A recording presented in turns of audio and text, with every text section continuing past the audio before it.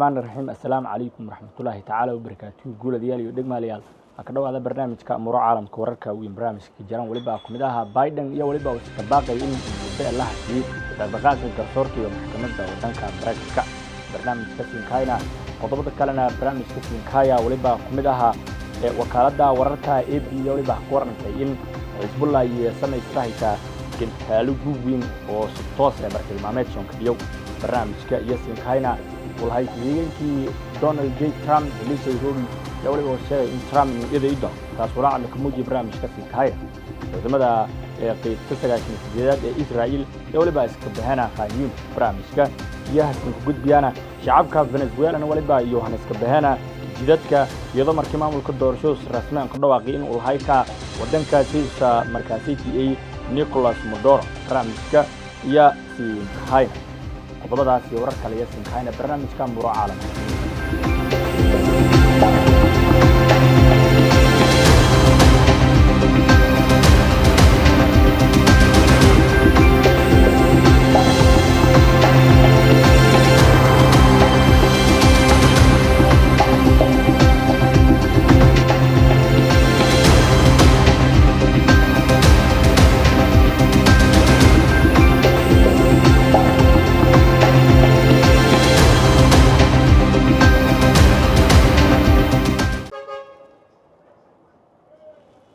وهي برنامجka Arrimaha Caalamka Warteelka Arlaadi saaxiibayaal la darartana taariikhda waliba iyo keedinta taariikhda meegaw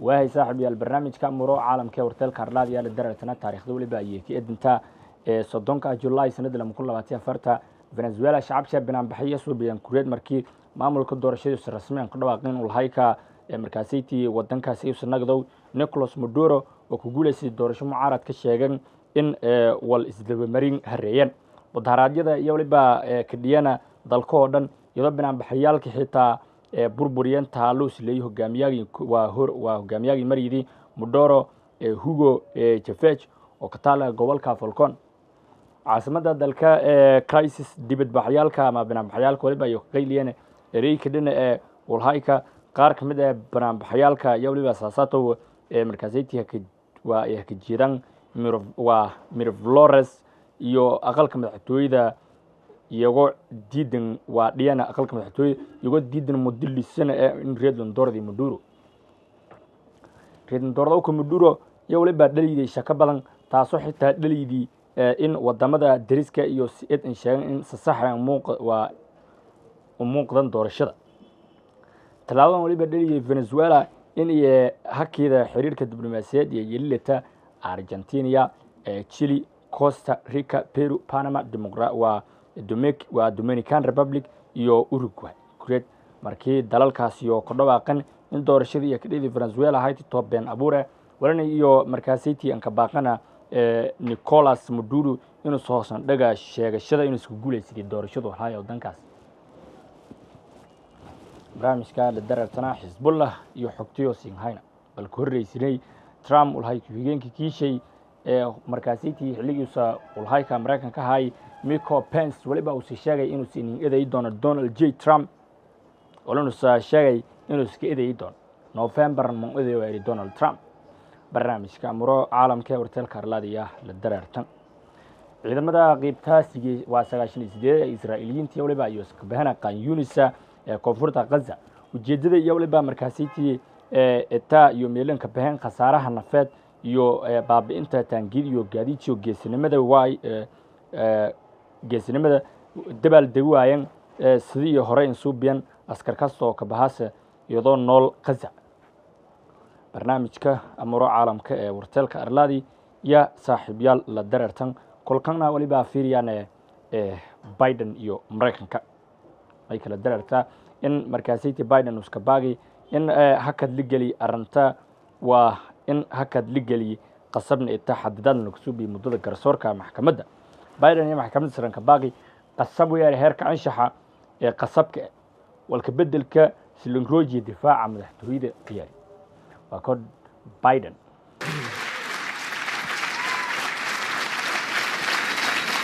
Thank you. Thank you.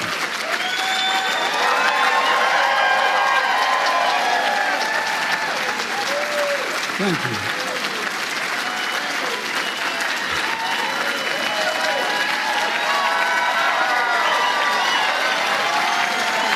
Thank you, thank you, thank you, really. Thank you. Please.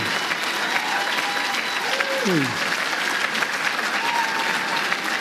Thank you, Mr. Ambassador.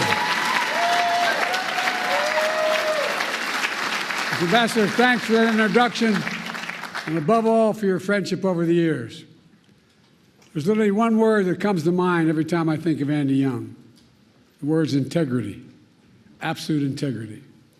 And thank you to the Johnson family for carrying forward the legacy of a truly great president and first lady. Your mom was incredible as well.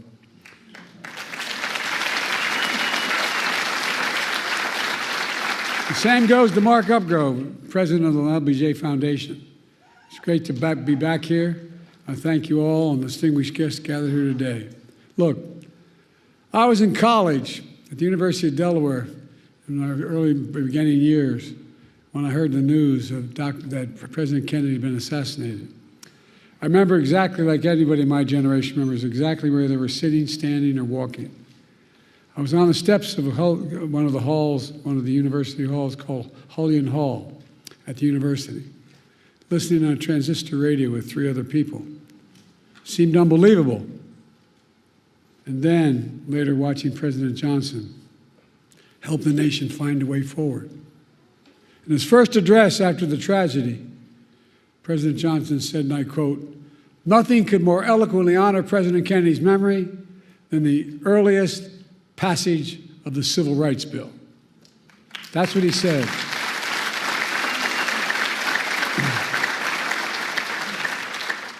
As a kid coming up, I always admired President Johnson for his public service, whether it was a school teacher in South Texas, master of the United States Senate, historic vice president and president. His philosophy was simple. In a great society,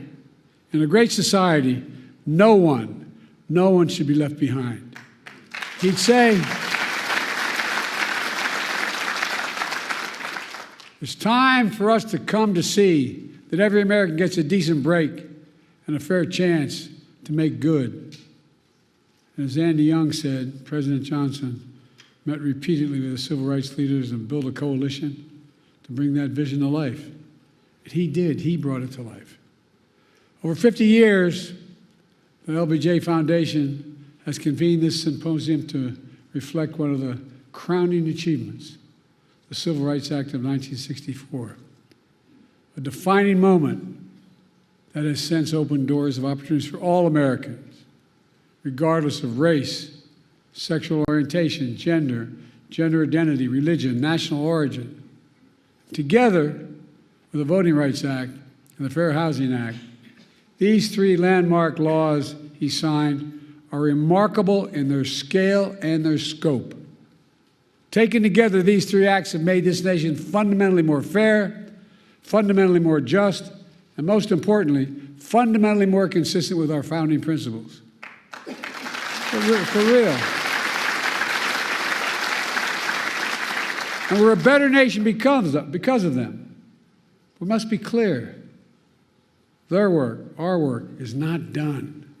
It's not done. We do not celebrate these laws as part of our past, but as critical components of our future. President Johnson understood what President Lincoln understood in his own time, that the courts would determine the scale and scope of our laws. Over 100 years after the Emancipation Proclamation, President Johnson vowed, in his words, to do this job that Lincoln started, by challenging the court to live up to its constitutional responsibility. He did that by nominating Thurgood Marshall as the first black justice of the Supreme Court.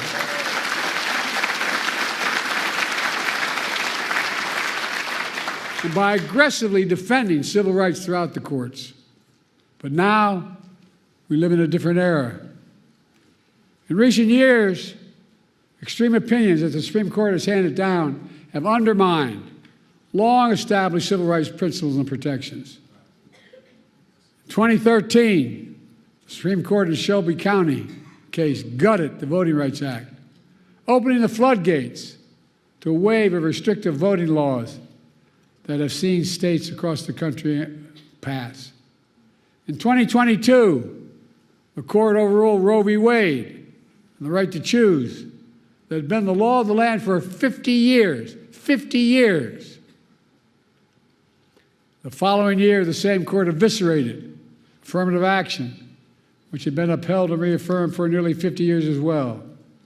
And now, there's an extreme movement and agenda called Project 2025. Well, by the way, they're serious, man. They're planning another onslaught attacking civil rights in America.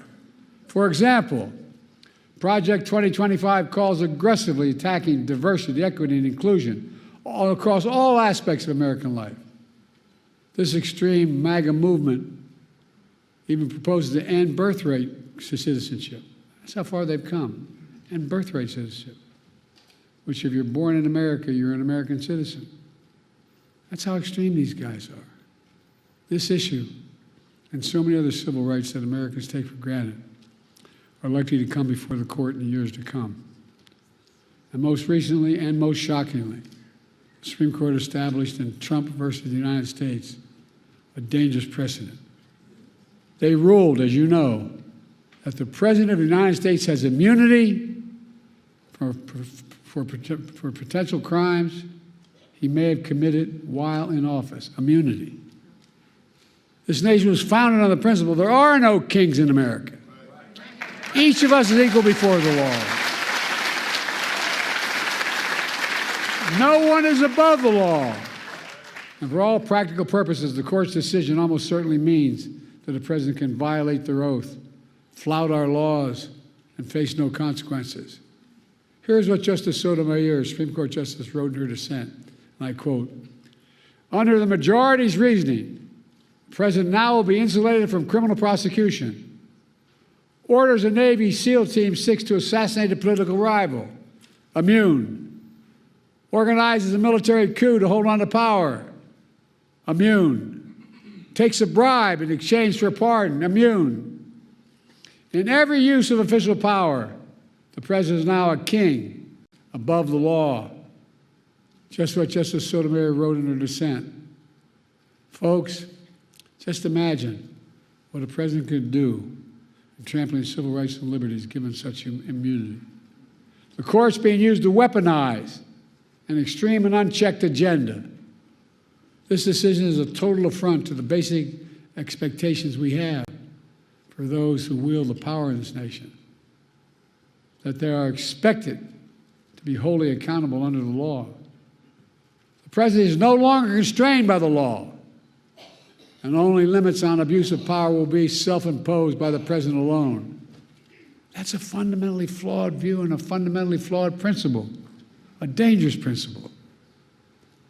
On top of its extreme decisions, the court is mired in a crisis of ethics. These scandals involving the justices have caused public opinion to question the court's fairness and independence that are essential to faithfully carrying out its mission of equal justice under the law. For example, there are documented reports of a decades-long effort to reshape the judiciary, including the Supreme Court backed by shadow special interests that also support Project 2025. Undisclosed gift to justice is worth hundreds of thousands of dollars from wealthy benefactors who have interest before the very court that contribute. waayahay guud ahaan waxaa jiraan barnaamijka Arrimaha Caalamka